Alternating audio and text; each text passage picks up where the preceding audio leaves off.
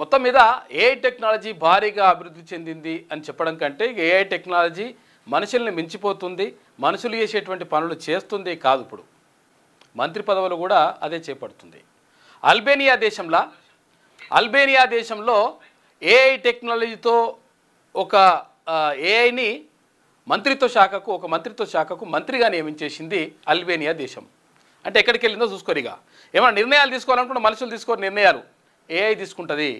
ఆమెకు ఒక పేరు కూడా పెట్టిండ్రు, తెలుగులో సూర్యుడు అంటారు, అల్బేనియా భాషలో ఇంకొక పేరు పెట్టిండ్రు. అంటే మొత్తం మీద ఏఐ అనేటువంటిది అంటే అసలు యాక్చువల్గా ఆర్టిఫిషియల్ ఇంటెలిజెన్స్ ఇప్పుడు అంటే చాలా ప్రభావం చూపిస్తూ ఉంది ప్రపంచం పైన, అన్ని దేశాలపైన. అంటే మనిషి ఆలోచనలు అంటే అసలు యాక్చువల్గా క్యాలిక్యులేటరు వచ్చిన తర్వాత ఎక్కాలు మర్చిపోయింది చాలామంది. 2 ఎక్కం 2 2 2 4 2 3 6 ఇట్లా ఇది అయిపోయింది లెక్క.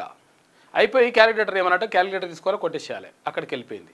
ఆ తర్వాత ఇప్పుడు ఇట్లా అంటే అంచెలంచెలుగా టెక్నాలజీ అభివృద్ధి చెందడంతో ఇప్పుడు ఏమైందంటే మొత్తం కూడా మనుషులు చేసేటువంటి పని కూడా అంటే ఆయా దేశాలకు ఒక మంత్రిత్వ శాఖలు ఉంటే ఆ మంత్రిత్వ శాఖలకు మంత్రి చేసే పని కూడా ఇప్పుడు ఏఐకి అప్పగించేసిండ్రు, దానికి ఒక మంత్రిని కూడా పెట్టేసిండ్రు. అంటే అల్బేనియా దేశంలో అంటే చూసుకోండి ఒకసారి, ప్రపంచంలో మొదటిసారి ఒక దేశానికి ఏఐ మంత్రిని పెట్టడం అట్లా జరిగిపోతూ ఉంది.